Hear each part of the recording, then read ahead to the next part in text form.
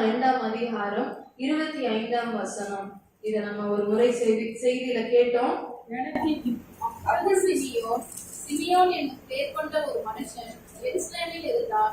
அவன் நீதியும் தேவ பக்தியும் உள்ளவனாயும் இஸ்ரவேலின் ஆறுதல் வர காத்திருக்கிறவனாயும் இருந்தான். அவன் மேல் பரிசுத்த ஆவி இருந்தார்.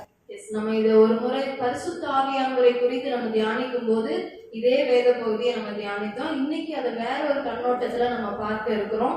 25 லூக்கா 2 அதிகாரம் 25 தேவன் இஸ்ரவேலின் ஆறுதல் வர காத்திருந்தவன். ஓகே, சோ இந்த பகுதியை பார்த்துக்கோங்க. ஆறுதல் வேண்டி காத்திருக்கிறது. ஓகே, நீங்க ஏதாவது ஒரு ஆறுதலுக்காக காத்திருக்கிறீர்களா? ஏதோ ஒரு பதில் கிடைக்க வேண்டும், ஏதாவது ஒரு சமாதானம் வரணும், ஏதாவது ஒரு விதத்துல வழி திறக்காதா, ஒரு எங்களுக்கு எங்க தேசத்துல ஒரு ஒரு மாற்றம் வராதா, எங்க குடும்பத்துல ஒரு ஆறுதல் உண்டாகாதா, எனக்கு தனிப்பட்ட வாழ்க்கையில எனக்கு ஒரு வித்தியாசம் ஏற்படாதா என்று சொல்லி ஆறுதல் வர காத்திருக்கிற ஒரு சிமியோன் போல நம்ம யாராவது இப்போது காத்திருக்கிறோமா? முதல் அது ஒரு கேள்வி வைக்கிறேன். இன்னொரு பகுதி வாசிக்கலாம். யோவான் 2 அதிகாரம் 6 யோவான் 2 அதிகாரம் 6 யூதர்கள் தங்களை சுத்திகரிக்கும் முறைமையின்படியே ஒவ்வொன்று 2-3 குடம் தண்ணீர் கொள்ளத்தக்க 6 கச்சாடிகள் அங்கு வைத்தார்கள். 6 கச்சாடிகள் வைக்கப்பட்டிருந்தது.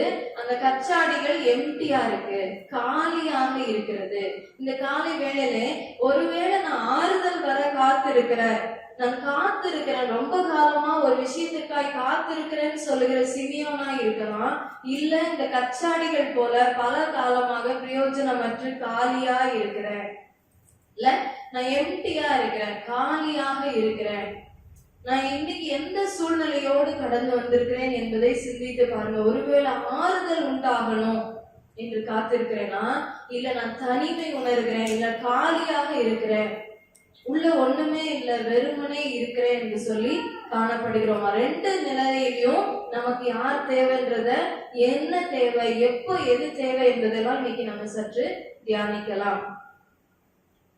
நம்ம காத்திருக்கிற பகுதியை முதலாவது தியானிப்போம். சோ ஆறுதல் வர காத்திருக்கும் போது, காத்திருக்கிற நேரங்கள்ல நிறைய பேர் வெயிட் பண்றாங்க. ஓகே, இந்த நிறைய வேத பகுதி இன்னைக்கு பார்க்க மாட்டோம். பட் நீங்க நல்லா கவனிப்பீங்க. உங்களுக்கு பிரயோஜனமாய் தேவன் இன்றைக்கு பேசுவார். எனக்கு பிரயோஜனமா இருந்தனால அதை உங்களுக்கு கொண்டு வந்திருக்கேன். சோ காத்திருக்கும் போது அநேகர் ஒரு பகுதியில போவாங்க, சோர்ந்து போவாங்க. இல்ல வெயிட் பண்ற பீரியட்ல காத்திருந்து ரொம்ப நேரம் வெயிட் பண்ணி என்ன ஆயிடுறாங்க, சோர்ந்து போகிறாங்க. அதனாலதான் தேவன் நமக்கு ரோமர் 2 அதிகாரம் 7 சொல்லுகிறார். வாசிக்கலாமா? ரோமர் 2:7. சோர்ந்து போகாமல் நற்கிரியைகளை செய்து. எஸ், சோர்ந்து போகாமல் நற்கிரியைகளை செய்து.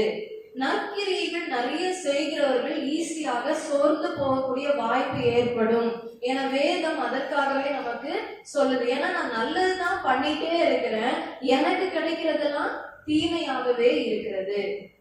கிஃப்ட் எக்ஸ்சேஞ்ச் பண்ணும்போது நிறைய நேரம் அது ஒரு பிரச்சனையா இருந்தது இல்லையா? நான் நல்ல கிஃப்ட் கொடுக்கறேன், எனக்கு வர்றது ரொம்ப மோசமான கிஃப்டா வருது. நான் நற்கிரியைகளை நான் செய்ய முற்பட்டு கொண்டே இருக்கிறேன். நான் நல்ல விதமா இன்னையில இருந்து என் கணவர்கிட்ட அன்பா பேசணும்னு நினைக்கிறேன், அவர் என்கிட்ட இருந்து கடினமாய் என்கிட்ட பேசுகிறார், என்னை நடத்துகிறார். நான் என் வீட்டை நல்ல முறையில கொண்டு செல்லணும்னு நினைக்கிறேன், எவ்வளவு முடிவா நான் நல்லா பண்ணணும்னு நினைக்கிறேன். ஊழியத்துல இருக்கட்டும், நான் என்னுடைய குடும்ப வாழ்க்கையா இருக்கட்டும், என்னுடைய வேலை ஸ்தலமா இருக்கட்டும், என் உறவினர்கள் மத்தியிலயா இருக்கட்டும், நான் நல்ல செய்யணும் தாங்க நினைக்கிறேன், எல்லாத்தையும் அன்பா இருக்கணும்னு தான் நினைக்கிறேன். அவங்க என்ன பண்ணிடுறாங்க, காயப்படுத்திடுறாங்க. நான் சோர்ந்து போயிட்டேன். அதனால நான் இப்ப யாருக்கும் நல்லதே பண்றது இல்லை. என்ன நம்ம பண்ணாலும் நமக்கு தீமையா முடியுதுன்னு சோர்ந்து போகாமல் நற்கிரியைகளை செய்ய வேண்டும். அடுத்து இந்த காத்திருக்கிற பகுதியில இன்னொரு பகுதி என்ன தெரியுமா? நீதிமொழிகள் 13 அதிகாரம் 12 நீதிமொழிகள் 13:12.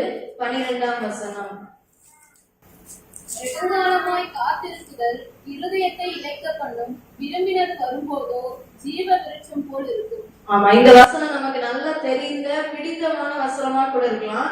ஆனா இந்த இடத்துல இருதயம் இழைத்து போகிறது, சோர்ந்து போகிறது, ஒரு மனசு விட்டு போச்சுங்க. இல்ல சில காலங்களாக ஜெபித்து வருகிற, எனக்கு இந்த ஜெபத்திற்கு பதில் கிடைக்கல, அதனால நான் ஜெபத்தையே விட்டுட்டேன், மறந்தே போயிட்டேன். எந்த ஒரு இளைத்து போன சோர்ந்து போன இருதயமாக நிறைய பேர் காணப்படலாம். சோர்ந்து போன இருதயம், இன்னொன்னு இளைத்து போன இருதயம். இன்னொரு இருதயம் எப்படி இருக்கும் தெரியுமா? காத்திருக்கிற இருதயம். சங்கீதம் 37ஆம் அதிகாரம் 7-8 வசனங்களை வாசிக்கலாம். சங்கீதம் 37:7-8. அவருக்கு காத்திரு, காரிய சித்தி உள்ளவன் மேலும் தீவினைகளை செய்கிற மனுஷன் மேலும் எரிச்சல் ஆகாதே. கோபத்தை நெகிழ்ந்து உக்கிரத்தை விட்டுவிடு. பொல்லாப்பு செய்ய ஏதுவான எரிச்சல் உனக்கு உண்டாக வேண்டாம். எஸ், நான் காத்திருக்கிற அந்த நேரத்துல என்ன ஆயிடுறேன்? ஒரு கட்டத்துல ரொம்ப அதிருப்தியாகி எரிச்சலை கொப்பளிக்க ஆரம்பிச்சிடறேன், கோபப்படுறேன். ரொம்ப நேரம் வெயிட் பண்ணி பாக்குறேன், ரொம்ப நேரம் நான் அமைதியா இருக்க பாக்குறேன். ஒரு கட்டத்துல எனக்கு என்ன ஆயிடுது? என் கோபம் என்கிட்ட இருந்து கொப்பளிக்கிறது. நாங்க பைபிள் ஸ்டடியில கடந்த வாரம் பேசின ஒரு பகுதி ரொம்ப நல்லா இருந்தது. அந்த பகுதி, தேவன் பழைய பாட்டுக்கும் புதிய பாட்டுக்கும் இடையில ஒரு 400 வருஷம் அமைதலா இருந்தார் என்று சொல்லப்பட்டிருக்கிறது. ஏன்னா அது வரைக்கும் தீர்க்கதரிசிகளை அனுப்பி திருந்துங்க, மனம் திரும்புங்கள், கர்த்தருடைய நாள் சமீபமா இருக்கு, மனம் திரும்புங்கன்னு சொன்னா யாரும் மாறலன்னு சொல்லும் போது ஒரு 400 வருஷம் தேவன் பேசவே இல்லை, தீர்க்கதரிசிகளை அனுப்பவே இல்லை. அந்த அமைதியான நேரம், அதை பத்தி பேசும்போது நம்ம எத்தனை முறை நம்ம ஒருத்தருக்கு நிறைய டைம் சொல்லி நம்ம என்ன ஆயிடும்? ஒரு கட்டத்துல அமைதி ஆயிடும். சொல்றதே பண்ண மாட்டேன் நான், இல்ல இனி இவங்களுக்கு நானு எதுவுமே சொல்ல போறது இல்லை. எவ்வளவு சொல்லியும் கேட்க மாட்டாங்க. எத்தனை தடவை சொல்லி இவங்க மாற்றத்தை காண முடியாதுன்னு அமைதியா இருக்கிறவங்கள நாங்க அப்ப டிஸ்கஸ் பண்ணோம். போய் அவங்க கிட்ட பேசினா அவங்க எப்படி ரியாக்ட் பண்ணுவாங்க? இல்ல ரொம்ப அமைதி ஆயிட்டாங்க ஒரு நபர். என்னாலதான் நீங்க ரொம்ப அமைதி ஆயிட்டீங்கன்னு வைங்க. எனக்கு சொல்லி நான் திருந்தவே இல்லை, நான் இன்னும் பெரிய தப்பு பண்ணிட்டே இருக்கேன். எத்தனை தடவை உனக்கு நான் சொல்றதுன்னு நினைச்சிட்டு இருக்கீங்க, இனி நான் சொல்லவே மாட்டேன் அப்படின்னு அமைதி ஆயிட்டீங்க. ஆனா நானே உங்ககிட்ட ஒரு நாள் ஏன் ரொம்ப அமைதி ஆயிட்டீங்க, ஏன் இப்பெல்லாம் எதுவுமே சொல்றது இல்ல, கோவமா அப்படின்னு கேட்டா நீங்க என்ன பண்ணுவீங்க? அமைதியா இருப்பீங்களா? இல்ல, இவ்வளவு நாள் உனக்காக தான் என்ன பண்ணிருக்கேன், வச்சு பொறுமைட்டு இருக்கேன், வண்டல வா உன்னை வச்சு செய்யற மாதிரி நல்லா திட்டி, நல்லா எவ்வளவு இத்தனை நாள் இல்லாத வார்த்தையெல்லாம் சொல்லி கோபத்தை எரிச்சல கொட்டியிருப்போம். ஆனா நாங்க தியானித்த பகுதியில தேவன் 400 வருஷம் கழிச்சு மீண்டுமாக பேசும்போது ஒரு அமைதலோடு சாந்த குணத்தோடு பேசினார் என்று சொல்லி நாங்கள் லூக்கால பார்த்தோம். ஆனா இன்னைக்கு யோசிச்சு பாருங்க, எரிச்சல் காத்திருக்கிற பிள்ளைகளுக்கு ஒரு பொறுமை இழந்தவர்களாக, எரிச்சலை கக்குகிறவர்களாக, கோபம் அதிகரித்தவர்களாக நாம காணப்படுகிறோமா? காத்திருக்கிற, இல்ல நான் வெயிட் பண்றேன், ஒரு ஆறுதல் உண்டாகும் நினைச்சிட்டு இருந்தா நீ எனக்கு இன்னும் பிரச்சனையா கொண்டு வரேன்னு நான் எரிச்சல் ஆகிறேனா? சிந்தித்து பார்ப்போம். இன்னொரு பகுதி, பின்மாற்றம் அடைந்து போவார்கள். கடைசியா என்ன ஆவாங்க? கைவிட்டுருவாங்க. எல்லாத்தையும் நான் விட்டுட்டாங்க, இப்ப நான் எதுவுமே செய்யறது இல்லை, ஆண்டவரே இல்ல அப்படின்னு சொல்லி நிறைய ஆண்டவர்கள் வளர்ந்தவர்கள் தேவனை விட்டு பின்மாற்றம் அடைந்தவர்களாய் காணப்படுறாங்க. ஏன்னா அவங்களுக்கு காத்திருப்பதுல ஒரு முக்கியமான பகுதியை இழந்து போனவர்கள். பின்மாற்றம் அடைந்ததுக்கான ஒரு வேத பகுதி ஏசாயா 30ஆம் அதிகாரம், ஏசாயா 30 1, 2, 3 வசனங்களை வாசிக்கலாம். பாவத்தோட பாவத்தை கூட்டும்படி என்னை அல்லாமல் ஆலோசனை பண்ணி என் ஆவியை அல்லாமல் தங்களை மூடிக்கொள்ள பார்க்கிறவர்களோ, என் வாக்கை கேளாமல் பார்வோடு பலத்திலே பிறக்கவோ, எகிப்தின் நிலையிலே ஒத்தும் வேண்டும் என்று எகிப்துக்கு போகிறவர்களும் ஆகிய முரட்டாட்டமுள்ள புத்திரருக்கு ஐயோ என்று கர்த்தர் சொல்லுகிறார்.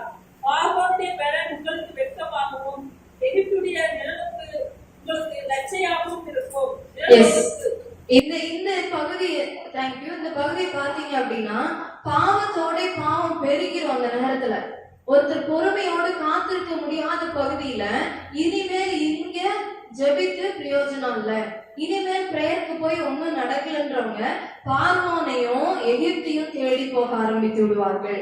எங்க இருந்து எனக்கு விடுதலை கிடைக்கும், எங்க இருந்து எனக்கு நன்மை வரும்னு மனுஷனை பின்பற்ற ஆரம்பித்து விடுகிறாங்க. மனுஷனை சார்ந்து கொள்கிறவர்களாக இனி எல்லாமே சயின்ஸை தாங்க பார்க்கணும், இனி எல்லாமே டாக்டர்ஸை தான் பார்க்கணும், இனி எதுவாக இருந்தாலும் இந்த அரசியல்வாதியை தான் தேடி போகணும், இனி எதுவும் இந்த ஆண்டவரால முடியுமான்னு தெரியல. காத்திருந்து இளைத்து போனவர்கள், சோர்ந்து போனவர்கள், எரிச்சல் அடைந்தவர்கள் பின்மாற்றம் அடைகிறார்கள். ஆனால் இஸ்ரவேலின் ஆறுதல் வர காத்திருந்த இந்த சிமியோன் இயேசுவுக்காக காத்திருந்தார். ஹல்லேலூயா. இந்த இடத்துல கூடி வந்திருக்கிற நீங்களும் நானும் மற்ற ஜனத்தை போல வேற வெறுமனை காத்திருக்கவில்லை. எப்படியாவது ஒரு பதில் கிடைக்காதா, யாராவது ஒரு உதவி செய்ய மாட்டாங்களா, யாராவது ஆறுதல் தர மாட்டாங்களான்னு காத்திருக்கல. நான் இயேசுவை, என் கர்த்தரிடத்திலிருந்து எனக்கு ஆறுதல் வரும், அவரிடத்திலிருந்து எனக்கு ஜெயம், பதில் வரும் என காத்திருந்தவர்கள் நாம். ஹல்லேலூயா. அப்படிப்பட்டவர்கள் தான் நீங்களும் நானும். நம்ம எப்படி இருப்போம் தெரியுமா? புது பெலன் அடைகிறவர்களா இருக்கிறோம். ஹல்லேலூயா. புது பெலன் நமக்கு உண்டாகிறது. போன வருஷம் வரைக்கும் நான் ஒடுங்கி போன பலத்தோட இருந்திருக்கலாம். நான் கர்த்தர் இடத்துல காத்திருந்த பிள்ளையா இருப்பதுனால நான் இங்க 3ஆம் வசனம் ஏசாயா 33 பாக்குறோம். பார்வனுடைய பலமும் எகிப்தினுடைய நிழலும் எனக்கு வெட்கத்தையும் லட்சியம், எனக்கு அசிங்கத்தை ஏற்படுத்திடுது, எனக்கு கேவலப்படுத்திடுது. நான் மனுஷனுடைய பலத்தை சார்ந்து இருக்கும் போது அங்கிருந்து ஆறுதல் வரும், எனக்கு கொஞ்சமா புரிவாங்கன்னு நினைச்சோம்னா அவன் இன்னும் நம்மள கஷ்டப்படுத்துகிறவர்களா இருப்பாங்க. ஆனா தேவனிடத்தில் காத்திருக்கிற பிள்ளைகள் புது பலன் அடைகிறார்கள். ஏசாயா 40ஆம் அதிகாரம் 31ஆம் வசனம். காத்திருக்கிறவர்களோ புது பலன் அடைந்து கழுகுகளை போல செட்டைகளை அடித்து எழுப்புவார்கள். எஸ், கர்த்தருக்கு காத்திருக்கிறவர்கள் எப்படி இருப்பார்கள்? புது பலன் அடைகிறார்கள். பலன் அடைவார்கள்னு சொல்லப்படல, புது பலன், நியூ ஸ்ட்ரென்த், ரெனியூவல் ஸ்ட்ரென்த் அப்படின்லாம் வேதத்துல இங்கிலீஷ்ல சொல்லப்பட்டிருக்கு. புது பலன். நமக்கு அந்த புது பலனை இது வரைக்கும் நம்ம பார்த்திருக்க மாட்டோமா இருக்கலாம். எனக்கு அந்த நியூ ஸ்ட்ரென்த் எப்படி இருக்கும்னு தெரியல. சிந்தித்து பாருங்க, எனக்கு எங்க இருந்து பலன் வரும்னு தெரியல, இதெல்லாம் நான் எப்படி செய்வேன்னு தெரியலன்றப்போ கர்த்தரிடத்துல காத்திருக்கிற பிள்ளைகள் புது பலன் அடைகிறார்கள். அவர்கள் கழுகுகளை போல செட்டைகளை அடித்து எழுப்புகிறார்கள். கழுகுனுடைய வாழ்க்கை நான் முன்னாடி ஒருக்கா சொல்லியிருந்திருப்பேன். உங்களுக்கு எத்தனை பேருக்கு ஞாபகம் இருக்குன்னு யோசிச்சு பாருங்க. இன்னைக்கு மீண்டும் லைட்டா ஒரு டச் அங்க கொடுக்குறேன். ஒரு கழுகு 40 வருஷம் வாழ முடியும். ஓகே, ஒரு கழுகினால 40 வருஷம் வாழ முடியும். நல்ல முதிர்ந்த ஒரு கழுகு 40 வருஷத்துல 40வது வயதுல அது என்ன பண்ண முடியும்? மரித்து போக முடியும். இனி இதுக்கு மேல வாழ முடியாது என்று மரித்து போக முடியும். ஆனா சில கழுகுகள் 40வது வயதுல ஒரு தீர்மானம் எடுக்கு. என்ன எடுக்குது அப்படின்னு பாத்தீங்கன்னா, தன்னுடைய அந்த அழகு அந்த பீக்கை உடைச்சிடும். உடைக்கும் போது அதுக்கு வலிக்கும். ஆனா பழையதா இருக்கிறதுனால அதை உடைச்சிட்டு தன்னுடைய ரெக்கைகளை எல்லாம் பிடுங்கி எரிஞ்சிடும். பழைய ரெக்கை பறக்கிறதுக்கு ரொம்ப வெயிட்டா இருக்கும். அதோட உடம்புல நல்லா முத்தி போன ரெக்கைகளா மாறி இருக்கும். அதனால அதெல்லாம் பிடுங்கி எரிஞ்சிட்டு தன்னுடைய கால்கள்ல இருக்கிற நகங்களை எல்லாம் பிடுங்கி எரிஞ்சிட்டு இதெல்லாம் அதுக்கு வீக்கா மாறிடுச்சு, பலவீனமா மாறிடுச்சு. அதனுடைய அழகை வைத்து எதையும் கொத்தி பிடிச்சு இழுத்து சாப்பிட முடியாது. பலவீனப்பட்டு போன இந்த கழுகு 6 மாசம் காத்திருக்க வேண்டும்.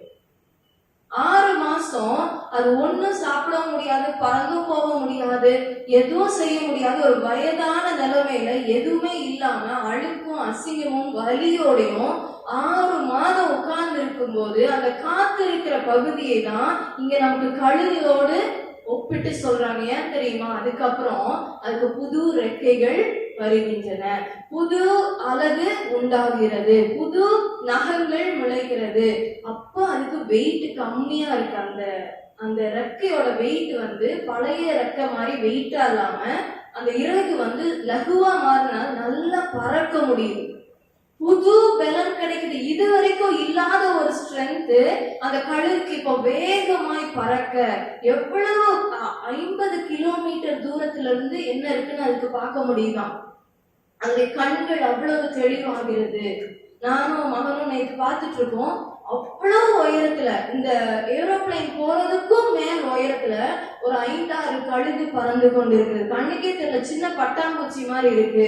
எப்படி இந்த புது பலன் வருகிறது? கழுகு காத்திருக்கிற நேரத்துல இருந்தது போல கர்த்தருக்குள் காத்திருக்கிற பிள்ளைகள் புது பலன் அடைகிறார்கள். ஆமென். ஹalleluya.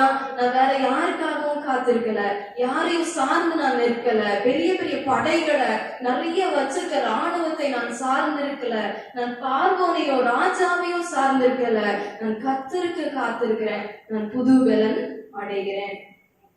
இந்த இந்த இந்த ரெண்டு பகுதி எனக்கு ரொம்ப பிடித்தது. நீங்களும் அதை நிறைய முறை தியானித்திருப்பீர்கள். தானியேல் 6ஆம் அதிகாரம் 22ஆம் வசனம் 23ஆம் வசனம்.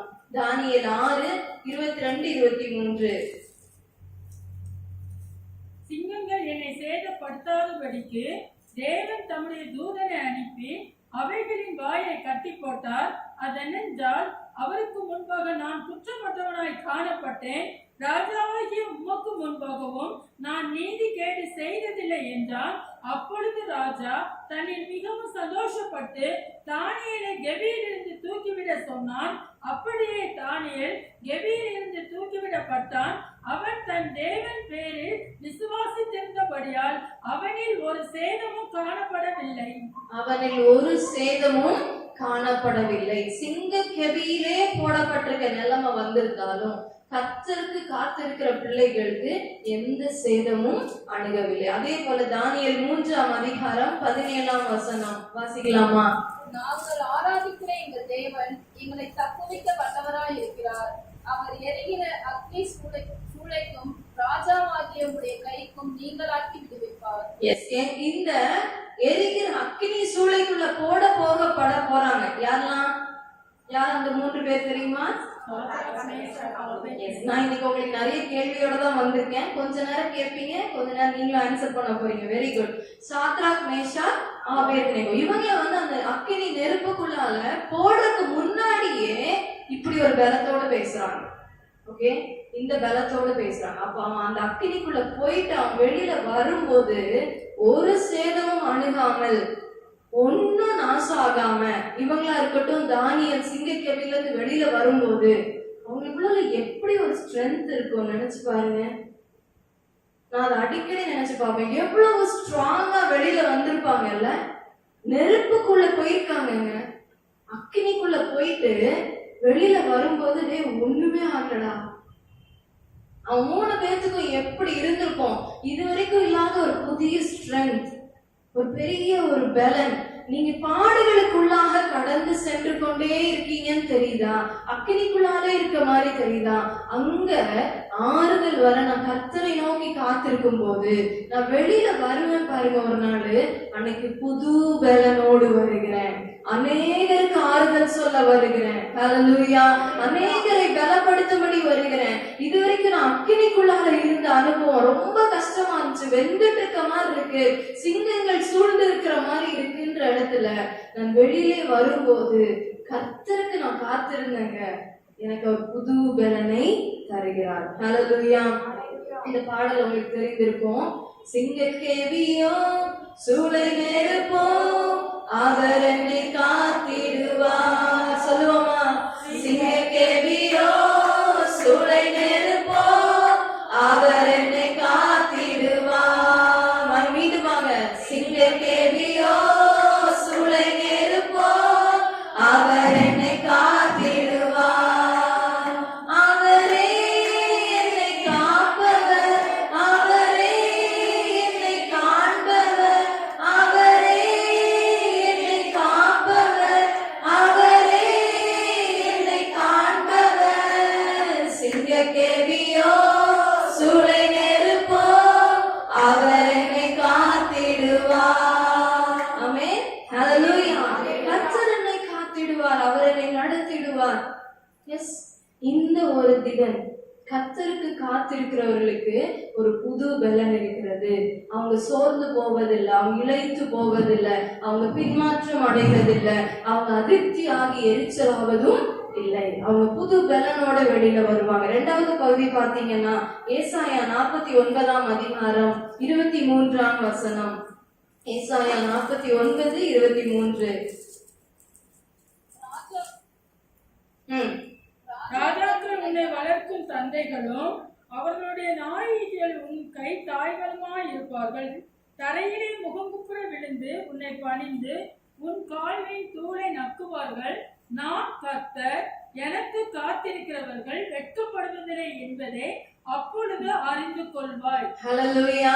கர்த்தருக்கு காத்திருக்கிறவர்கள் வெட்கப்பட்டு போவதில்லை. கர்த்தருக்கு காத்திருக்கிற எந்த ஜனமும் வெட்கப்பட்டு போவதில்லை. நோவாவின் காரியத்தை இதுல நம்ம சிந்திக்க முடியும். புது பெலனுக்கு நீங்க தானியேல், சாத்ராக், மேஷாக், நேகோவை நீங்க மனதில் வைத்துக்கோங்க. இப்ப வெட்கப்படலன்றதுக்கு நோவாவை மனதில் வைத்துக்கொள்ளுங்க. ரொம்ப சிம்பிளான டாபிக் தான். ஆனா தேவன் இன்னைக்கு யாருக்கோ இத எனக்கு உங்களுக்கு வைத்த ஒரு வேத பகுதியா இருந்திருக்கு. நோவாவை குறித்து பார்க்கும்போது நோவா தேவன் என்ன செய்ய சொன்னார் தெரியுமா? என்ன செய்ய சொன்னாரு? பேழையை செய்ய சொன்னார். நோவா அதற்கு கீழ்ப்படுகிறார். இந்த ஸ்காலர்ஸ், இந்த வேத விஞ்ஞானிகள், அவங்க அதை படிக்கும் போது என்ன சொல்றாங்கன்னா, கிட்டத்தட்ட 50 வருஷத்துல இருந்து 120 வருஷம் ஆயிருக்குமா. எத்தனை வருஷம்? 50 வருஷத்துல இருந்து 120 வருஷம் ஆயிருக்குமா அந்த பேழையை செய்து முடிப்பதற்கு. எனக்கு ரொம்ப ஆச்சரியமா இருந்துச்சு. ஏன்னா ஒரு மாசமா ஒருத்தன் செஞ்சிட்டு இருக்கான்னாலே எத்தனை பேர் வந்து கிண்டல் பண்ணிருப்பாங்க. இல்ல, உனக்கு ஒரு வேலை இல்ல, இது என்னடா புதுசா பண்ணிட்டு இருக்க, வீடு கட்டினா பரவாயில்ல, இல்ல பிரயோஜனமா ஏதாவது வேலை பார்த்தா பரவாயில்ல, இது என்ன பண்ணிட்டு இருக்க, மழை வர போதா. கர்த்தருக்கு காத்திருக்கிறவர்கள் இடத்துல கீழ்ப்படிதல் காணப்படும். கர்த்தர் சொல்லுகிற வார்த்தைக்கு கீழ்ப்படிவார்கள். அது தேவன் சொன்ன வார்த்தைனால அது நிச்சயமா அவர் என்ன பண்ணுவாரு? நிறைவேற்றுவார் என்ற ஒரு விசுவாசத்தோடும் கீழ்ப்படிதலோடும் காணப்படுவார்கள். கர்த்தருக்கு காத்திருக்கிறவர்களுக்கு வெட்கம் இருக்காது, வெட்கப்பட மாட்டார்கள். தேவன் அப்படி ஒரு இடத்துக்கு என்ன தள்ள மாட்டார் என்று சொல்லுகிற ஒரு அசைக்க முடியாத ஒரு விசுவாசம். ஏன்னா நான் கீழ்ப்படுகிறேன்ப்பா, உங்க வார்த்தைக்கு நான் கீழ்ப்படுகிறேன். நிறைய வசனங்கள் இருக்கு. நீங்கள் நின்று கொண்டு கர்த்தர் உங்களுக்கு செய்யும் யுத்தத்தை காண்பீர்கள் அப்படின்னா, நின்று கொண்டுதான் நின்றுட்டே இருப்பேன், ஆண்டவர் செய்யற யுத்தத்தை பார்ப்பேன்ட்டு இல்ல. நான் அந்த டைம் காத்திருக்கிறேன். நான் ஜெபத்தில் உறுதியாய் காத்திருக்கிறேன். நான் அந்த இடத்துல ஆண்டவரிடத்துல உறுதியாய் பற்றி பிடித்திருக்கிறேன். எனக்கு வாக்கு கொடுத்திருக்கீங்கப்பா, இந்த யுத்தம் கர்த்தருடையதுன்னு சொல்லியிருக்கீங்க, நீங்கள் சும்மா இருப்பீர்கள்னா அப்ப நான் சும்மா உட்கார்ந்து இருப்பேனா? இல்ல, நான் அந்த டைம் காத்துட்டு இருக்கேன், வெயிட் பண்றேன். நான் சும்மா இருக்கிற பீரியட்னாலே நான் வெயிட் பண்ணிட்டு இருக்கேன். எனக்கு அப்ப எதுவுமே நடக்கிற மாதிரி தெரியல, மழையுடைய அறிகுறியே தெரியல. வரவங்க எல்லாம் திட்டிட்டு கிண்டல் பண்ணிட்டோம், அசிங்கப்படுத்திட்டு போறான். அப்ப நான் வெட்கப்படலன்னு அர்த்தமா? நிச்சயமாக இல்லை. கர்த்தருக்கு காத்திருக்கிற பிள்ளைகள், நீங்க சும்மா இருக்கிற மாதிரி தெரியலாம், ஆனால் கர்த்தரிடத்தில் காத்திருப்பதினால உங்களுக்கு நிச்சயமாய் வெட்கம் அல்ல, அங்க தேவன் வெற்றியை கொண்டு வருகிறார். ஹல்லேலூயா. இந்த இடத்துல பாருங்க, ஆதியாகமம் 6ஆம் அதிகாரம் 22ஆம் வசனம் நோவாவை குறித்து பார்க்கும்போது, நோவா அப்படியே செய்தான். நோவா அப்படியே செய்தான். தேவன் சொன்ன மாதிரி எல்லாம் அப்படியே செய்தான். கர்த்தர் அவனுக்கு என்ன கட்டளையிட்டாரோ அதன்படி எல்லாம் அவன் செய்து முடித்தான் என்று சொல்லி பார்க்கிறோம். அப்போ ஒருவேளை 120 வருஷம் அவர் செஞ்சிருக்காருன்னு வைப்போம். டு த மேக்சிமம், அதிகபட்சமாக 120 வருஷம் ஒரு பேழைய ஒரு மனுஷன் செஞ்சிருக்காரு. நமக்கு 120 வருஷம்னா ஜீவிக்கிற காலமே இல்ல. ஒருவேளை நீங்க வந்து ஒரு வருஷம் 20 நாட்கள்னு கணக்கெடுத்துக்கோங்க, இல்ல ஒரு மாசம் 20 நாள், ஒரு நாள் 20 நொடிகள். என்னால வெயிட் பண்ண முடியலங்க, ஒண்ணும் மழையை பார்க்க மாதிரி தெரியல, நான் ஒண்ணுமே பெரிய வித்தியாசத்தை காண முடியலன்னு நான் ஒதுங்கி போகிறேன்னா, கர்த்தருடைய சமூகத்தில் இருக்கிற தேவ பிள்ளையே, கர்த்தருடைய சமூகத்தை தேடி வந்த தேவ பிள்ளையே, நோவாவை போல என் தேவன் சொன்னதை நான் செய்து முடிப்பேன் இறுதி வரை. ஒருவேளை ஒரு கணவரை ரட்சிப்புக்கு நேராய் வழிநடத்துவதில் நான் இறுதி வரை நான் அதை செய்து முடிப்பேன். என் பிள்ளைகளை வளர்ப்பதில் நான் இறுதி வரை செய்து முடிப்பேன். என்னுடைய குடும்ப காரியத்தை நான் இறுதி வரை நான் செய்து முடிப்பேன். நான் கொடுத்த பொறுப்பை நான் இறுதி வரை செய்து முடிப்பேன். கீழ்ப்படுகிறேன். கர்த்தருடைய வார்த்தைக்கு நான் கீழ்ப்படிந்து செய்யும் போது, அதே 7ஆம் அதிகாரத்துல 12ஆம் வசனத்தை பாருங்க. 40 நாள் இரவும் பகலும் பூமியின் மேல் பெருமழை பெய்தது. ஹல்லேலூயா. கர்த்தர் நல்ல தேவனாய் இருக்கிறார். அவர் வாக்கு கொடுத்ததை நிறைவேற்றுகிறார். அங்க காத்திருக்கிறார் நோவா. இத்தனை ஆண்டுகளாக செய்து காத்திருந்து என்ன ஒரு மாற்றத்தையும் பார்க்க முடியல, இந்த மனுஷன் திருந்துற மாதிரியே தெரியல, எங்க வீட்டுல ஒரு மாற்றம் வர்ற மாதிரி இல்ல, பொருளாதாரத்துல ஒரு வித்தியாசம் தெரியல, எங்க சுகத்துல ஒரு வித்தியாசத்தை தெரியலன்னு சொல்லிட்டு இருப்போமே. ஆனால் கர்த்தருக்கு காத்திருக்கிறேன் என்றால் எனக்கு நிச்சயமாய் மழை பெய்கிறது. ஹல்லேலூயா. ஒரு நாள் நிச்சயமாய் மழை பெய்கிறது. ஜனங்கள் எல்லாம் பாக்குறாங்க. அன்னைக்கு தெரியும் நோவாவோடு இருந்த தேவன் யார் என்று. ஹல்லேலூயா. நாம் தேவனுடைய இஸ்ரவேலின் ஆறுதல் வர காத்திருந்த சிமியோனின் வாழ்க்கை போல அநேக விஷயங்கள்ல நான் காத்திருக்கிற தேவ பிள்ளையே, நீங்கள் இளைத்து போகாமல், சோர்ந்து போகாமல், நீங்க மனநோந்து போகாமல், பின்னிட்டு திரும்பாமல் இருக்க வேண்டுமானால் நான் கர்த்தருக்கு காத்திருந்து அவர் சொற்படி கீழ்ப்படிந்து நான் அதை செய்யும் போது நிச்சயமா என் தேவன் எனக்கு யுத்தம் செய்கிறார் என்பதை நான் பார்க்க முடிகிறது. ஹல்லேலூயா. இந்த சிமியோனுடைய வாழ்க்கைக்கு நாம் இப்ப வரலாமா? லூக்கா 2ஆம் அதிகாரம் 25ஆம் வசனத்தை மீண்டுமாக வாசிக்கலாம். அப்பொழுது சிமியோன் என்னும் பெயர் கொண்ட ஒரு மனுஷன் எருசலேமில் இருந்தான். அவன் நீதியும் தேவ பக்தியும் உள்ளவனாயும் இஸ்ரவேலின் ஆறுதல் வர காத்திருக்கிறவனாயும் இருந்தான். அவன் மேல் பரிசுத்த ஆவி இருந்தார். இஸ்ரவேலின் ஆறுதல் வர காத்திருந்த ஒரு நபர் தான் யாரு? இந்த சிமியோன். 26ஆம் வசனத்துல ஆண்டவர் அவருக்கு என்ன வாக்கு கொடுக்கிறார் பாருங்க. கர்த்தருடைய கிறிஸ்துவை நீ காணும் முன்னே மரணம் அடைய மாட்டாய் என்று பரிசுத்த ஆவியினாலே அவனுக்கு அறிவிக்கப்பட்டும் இருந்தது. நீ கர்த்தராகிய கிறிஸ்துவை நீ காணும் முன்னே நீ என்ன பண்றதில்ல, மரணம் அடைவதில்லை என்று சொல்லி தேவன் அவருக்கு காண்பித்திருந்திருக்கிறார், சொல்லி இருந்திருக்கிறார். வாக்கை நிறைவேற்றாம ஆண்டவர் நமக்கு ஒரு வாக்கை கொடுப்பதில்லை. ஹல்லேலூயா. வாக்கு கொடுக்கிறார்னா நிறைவேற்றாம ஒரு வாக்கை கொடுக்க மாட்டார். காத்திருக்க நீங்களும் நானும் ரெடியா? கர்த்தர் செய்யும் காரியத்தை நான் பார்க்கும்படியாக காத்திருக்க நான் ரெடியா? எப்போனாலும் அந்த அற்புதம் நடக்கும், எப்ப வேணாலும் ரெடியா இருக்கணும். ஏன்னா தேவன் சொல்லி இருக்கிறனால நிறைவேற்றுகிறார். பாருங்களேன், 26ஆம் வசனத்துல அவர் ப்ராமிஸ் பண்றார், ஒரு வாக்கை கொடுக்கிறார்.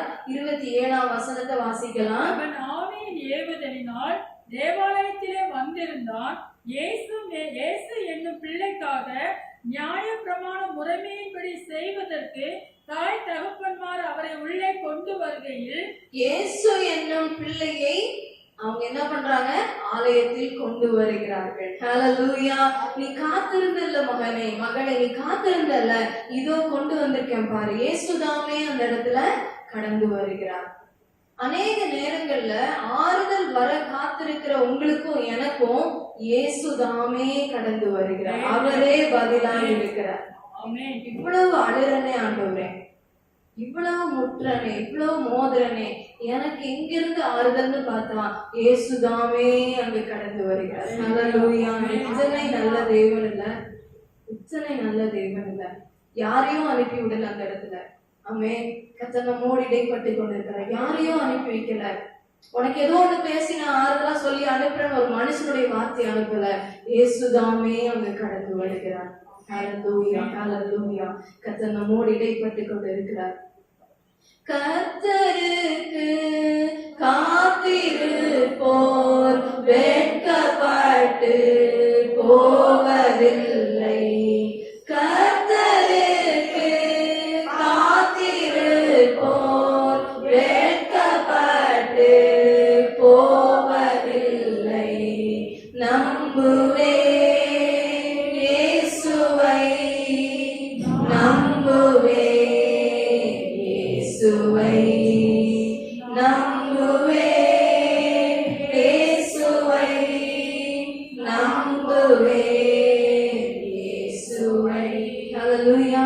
காத்திருப்பவர்களுக்கு இயேசுதான் தேவை. வேற எந்த மனுஷ வார்த்தைகள் உங்களை ஆறுதல் படுத்தவே முடியாது. எத்தனையோ பேர் சிமியோன்ட்ட சொல்லிருக்கலாம், இயேசு வருவாருங்க, கிறிஸ்து வருவாருங்க, நீங்க இனி வயசாயிடுச்சு போய் ரெஸ்ட் எடுங்க.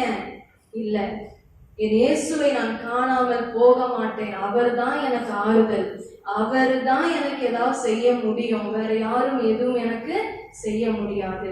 நான் உங்களுக்கு நிறைய எக்ஸாம்பிள் சொல்லிட்டேன் காத்திருந்தவர்கள். இப்ப நீங்க ஆன்சர் பண்ணலாம்.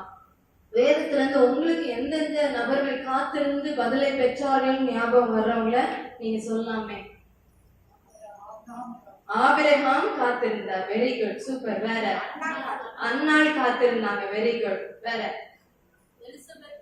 எலிசபெத் சகரியா காத்திருந்தாங்க. Very good. வேற? யூத ஜனங்களுக்காக ஜெபித்து காத்திருந்தாங்க. Nice, very good, very good. யோசிங்களேன், சிந்திங்க. இன்னும் எல்லாருமே கொஞ்சம் யோசிச்சு பாருங்க. வேதத்துல வேற யாரெல்லாம் காத்திருந்து பதிலை பெற்றுக் கொண்டார்கள்? Very good, very good.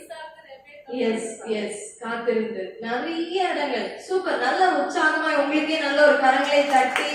S. So நல்ல தாய்மார்கள் இங்க நல்ல ஆன்சர் பண்றதுக்காக நான் தேவனை துதிக்கிறேன். நம்மளும் கற்று தேர்வோம், யோசிப்போம். நீங்க போற நேரங்கள்ல யோசிங்க.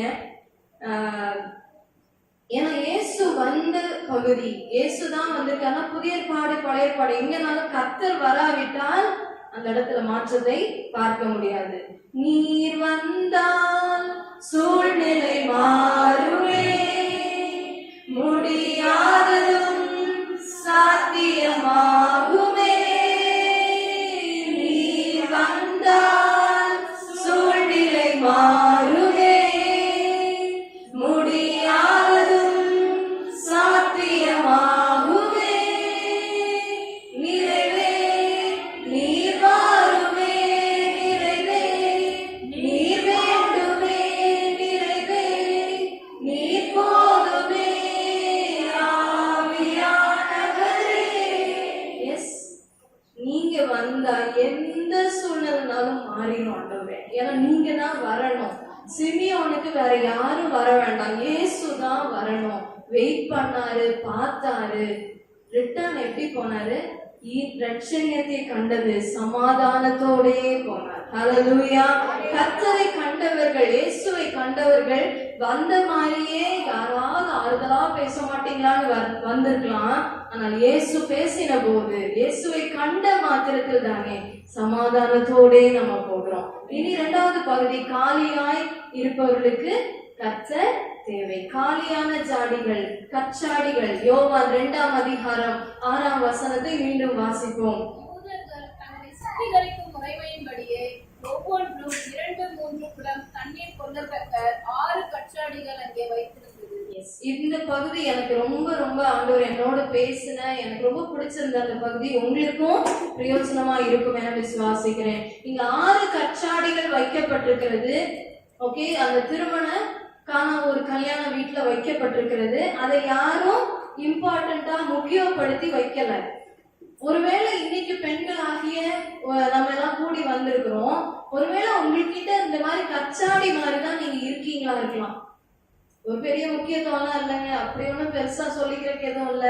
நீங்களே உங்களை அப்படி சொல்லியிருப்பீங்க, இல்ல நடத்துறவங்களும் உங்களை அப்படி நடத்திருக்கலாம். யோவான் 2ஆம் அதே அதிகாரத்துல 3ஆம் வசனத்தின் ஃபர்ஸ்ட் லைன் மட்டும் படிச்சு பாருங்க. திராட்சரசம் குறைவுபட்ட போது, திராட்சரசம் குறைவுபட்ட போது நம்முடைய வாழ்க்கையில பெண்களாகி இருக்கிற நாம் அநேக நேரத்துல கொடுக்கிறவர்களா இருக்கிறோம், கொடுத்து கொண்டே இருக்கிறோம். திராட்சரசம் குறைவுபடுற அளவுக்கு கொடுக்கிறோம். இன்னைக்கு திராட்சரசம்னு சொல்றது உங்க வாழ்க்கையில நீங்க ஹார்ட் ஒர்க் பண்றது, அதிக கடினமாய் உழைக்கக்கூடியவர்களா இருக்கிறாங்க பெண்கள். நடக்கிறாங்க, ஓடுறாங்க, வேலையை செஞ்சுட்டே இருக்காங்க. ஆனாலும் பத்த மாட்டேங்குதுங்க. இவ்வளவு செய்யறேன், அந்த ஓட்டம் ஓடுறேன், நான் செய்யறது யாருக்கும் கண்ணுக்கு தெரிய மாட்டேங்குதுங்க. என்னுடைய அபார்ட்மெண்ட்ல ஒரு தாய் வந்து ஆண்டவரை அறியாதவங்க சொல்றாங்க, நான் காலையில இருந்து சாயங்காலம் வரைக்கும் கடைக்கு போறேன், ரேஷன் கடைக்கு போறேன், அதை வாங்கிட்டு வரேன், இதை பண்றேன். ஆனா என்ன பார்த்து சாயங்காலம் என் வீட்டையா நீ ஒண்ணுமே செய்யாம வீட்டுல வெட்டியா தானே இருக்க, சும்மா தானே இருக்க அப்படின்னு சொல்லும் போது என்னால தாங்க முடியல. அந்த அம்மா எனக்கு ரொம்ப நேரம் அவங்களோட மன கஷ்டத்தை சொல்லிட்டு இருக்காங்க. ஆனா அதை கேட்கும் போது எனக்கு நல்லா அவங்களோட இருதயத்தின் வலியை உணர முடிஞ்சது. சோ நிறைய நேரத்துல நம்ம வீட்டை கட்டுகிறவர்களாக, வீட்டுக்காக தாங்க உழைக்கிறேன்னு சொல்லிட்டு ஆனாலும் நல்லா இல்லைன்னு யாராவது சொல்லும் போது எப்படி இருக்கும்? காலையில இருந்து மெனக்கெட்டு நான் என்ன பண்றேன், சமைக்கிறேன், நல்லா எல்லாருக்கும் பிடிச்ச மாதிரி டேஸ்டா இருக்கணும்னு தான் எதெல்லாமோ படிச்செடுத்து சமைக்கிறேன். கடைசியில ஒரே ஒரு ஆள் யாராவது வந்து, அது ஒரு சின்ன இத்தினுண்டா இருக்கலாம், இல்ல இந்த சைஸ்ல இருக்கலாம், இந்த சைஸ்ல இருக்கலாம், அந்த சைஸ்ல இருக்கலாம், யாராவது ஒருத்தர் வந்து என்ன பண்ணுவாங்க, உப்பு இல்ல, இன்னைக்கு அவ்வளவு டேஸ்ட் இல்ல, அவ்வளவுதான். நான் எதுக்குன்னா இவ்வளவு முட்டுனேன்? என் திராட்சை ரசம் குறைவுபடுற அளவுக்கு கொடுத்தனே. என்கிட்ட இருக்கிற எல்லா பெஸ்டையும் நான் என்ன பண்ணிட்டேன்? கொடுத்துருக்கேன். என்னுடைய டேலண்ட்ஸை கொடுத்துருக்கேன். எப்படி டேலண்ட்ஸை கொடுத்துருப்பீங்க? வேலைக்கே போறது இல்லைங்க. என் மொத்த டேலண்ட்டும் வீட்டுல தாங்க. வீட்டுல கிளீன் பண்ற டேலண்ட், துவைக்கிற டேலண்ட் இல்ல காட்டுறேன். என் டேலண்ட் அங்கதான் காட்டிட்டு இருக்கேன். எனக்கு எங்கேயும் போய் நிரூபிக்க முடியல. எங்கேயும் போய் நான் யாரு அப்படின்னு சொல்ற அளவுக்கு இல்ல. நான் படிச்சேன், பட் டேலண்ட்ஸை நிரூபிக்கிற இடம் இல்ல. வீட்டுல தான் ஃபுல் டைம்.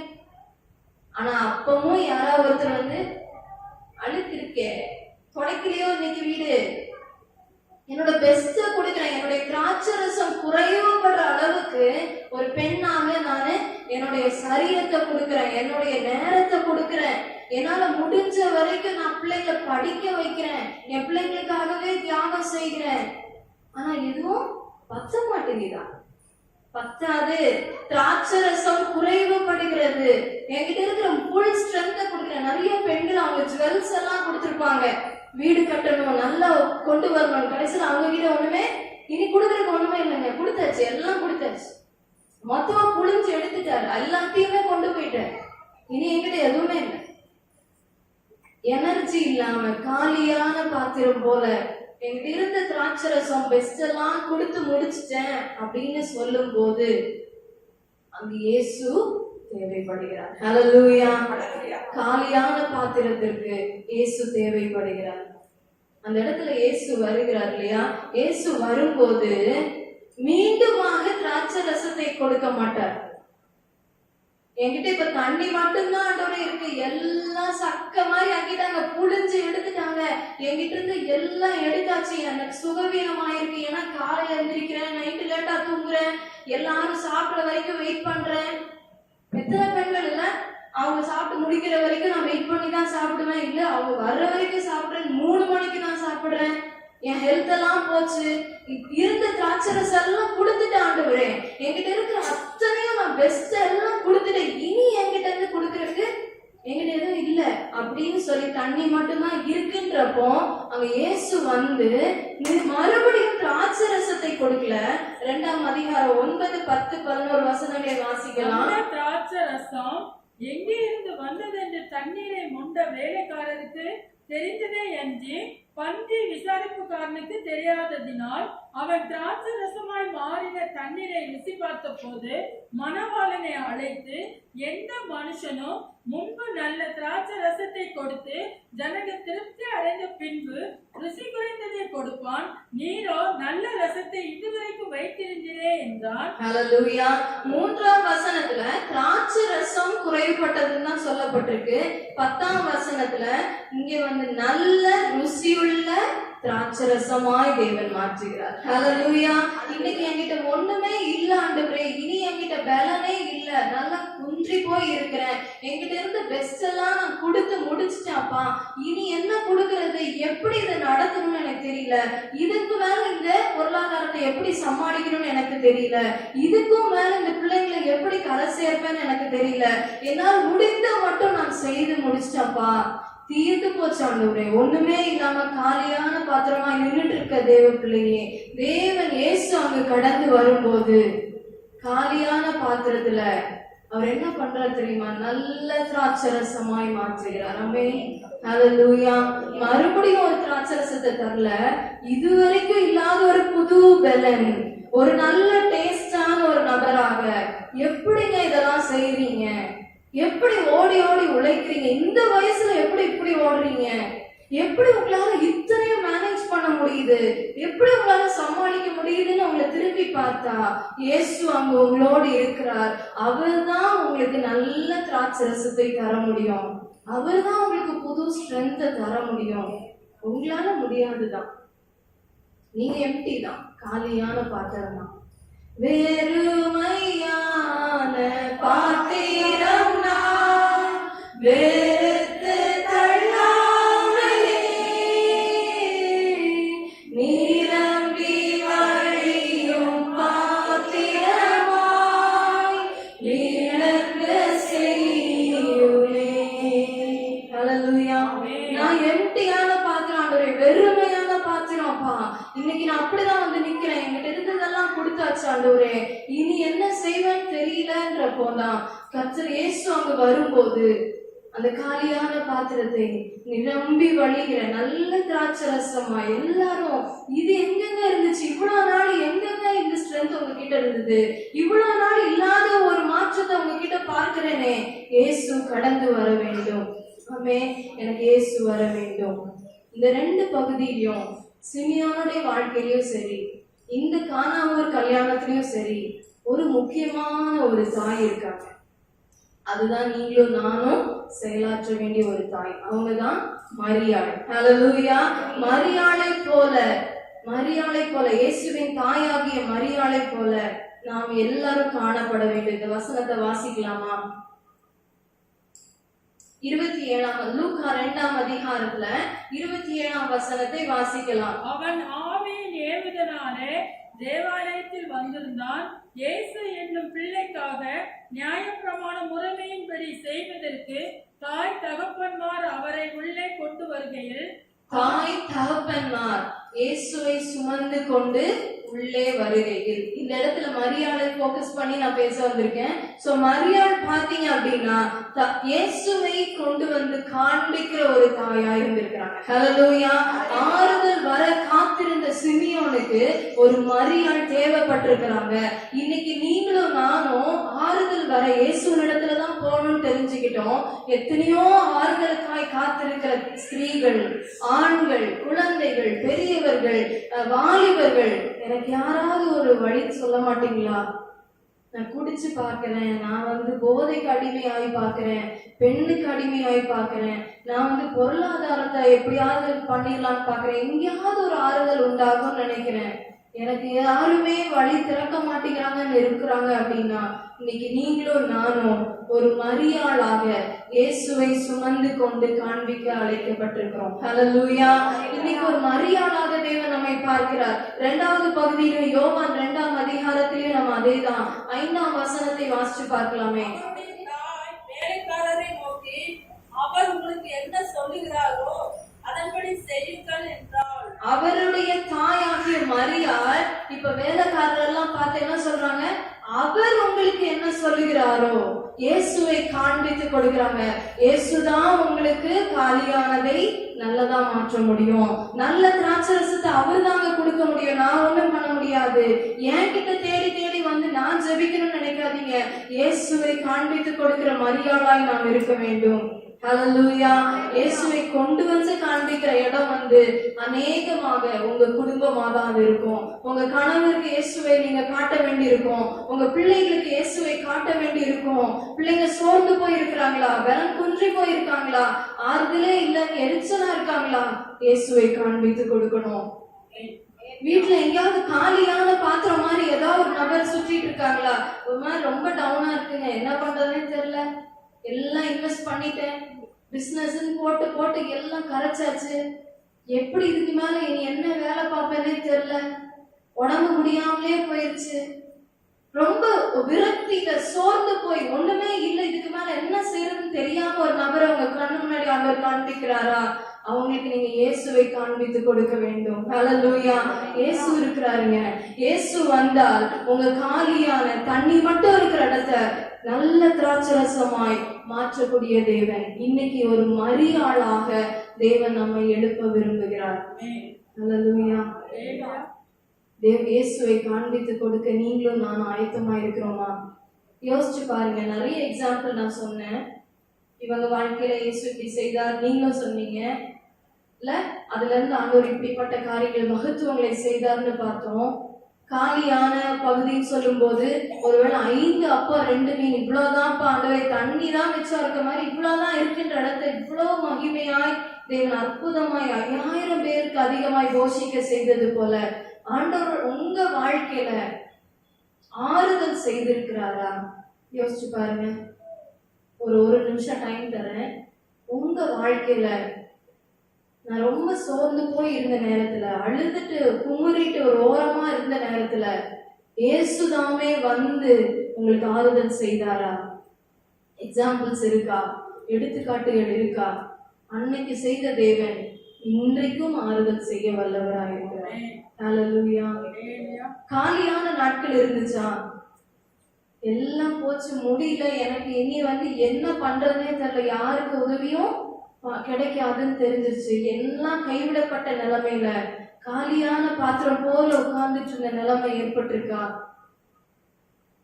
பர்செல்லாம் திறந்து பார்த்தா காலியா இருக்கு, வீட்டுல சூழ்நிலைகள் எல்லாம் காலியா இருக்கு, பிள்ளைங்களுக்கு தேவையானதை வாங்கி கொடுக்குற அளவு கூட இல்ல, என் பிள்ளைங்களுக்கு தேவையான அளவு அன்பு கொடுக்க முடியல, ஏன்னா என்கிட்ட அன்பு காலி ஆயிடுச்சு. யோசிச்சு பாருங்க, என்னால அன்பா பேச முடியல, ஏன்னா என்கிட்ட அது இல்லைங்க, காலியா இருக்கேன். எல்லாம் முடிஞ்சதெல்லாம் கொடுத்து கொடுத்து கொடுத்து கொடுத்து இப்ப என்கிட்ட எதுவுமே இல்லை. என் பிள்ளைகிட்ட ஒரு அன்பா 2 வார்த்தை பேச முடியல, கணவரை அன்பா நடத்த முடியல. அந்த காலியான பகுதியில இயேசு கடந்து வந்தாரா? எத்தனை முறை தேவன் உங்களோடு இடைப்பட்டார், எத்தனை முறை தேவன் உங்களை நல்ல திராட்சரசம் கொடுக்கும்படி செய்தார், மீண்டுமாக மீண்டுமாக உயிர்ப்பித்தார் அல்லவா? நம்ம வாழ்க்கையில எவ்வளவோ சாட்சிகள் இருக்கு. நம்ம இன்னைக்கு மரியாளாக அநேக விடாய்த்த ஆத்துமாக்களுக்கு, கர்த்தரை அறியாத எத்தனையோ பெண்களுக்கு, கர்த்தரை அறியாம துடிக்கிற வாலிப இருதயங்களுக்கு, குழந்தைகளுக்கு, அப்பா நான் உண்மை காண்பித்து கொடுக்கணும் ராஜா, உண்மை சுமந்து கொண்டு போய் நான் காட்டணும் ஆண்டவரே என்று சொல்லி ஒரு வாஞ்சையோடு விருப்பத்தோடு அவரை எழுந்து நின்று கர்த்தரை நோக்கி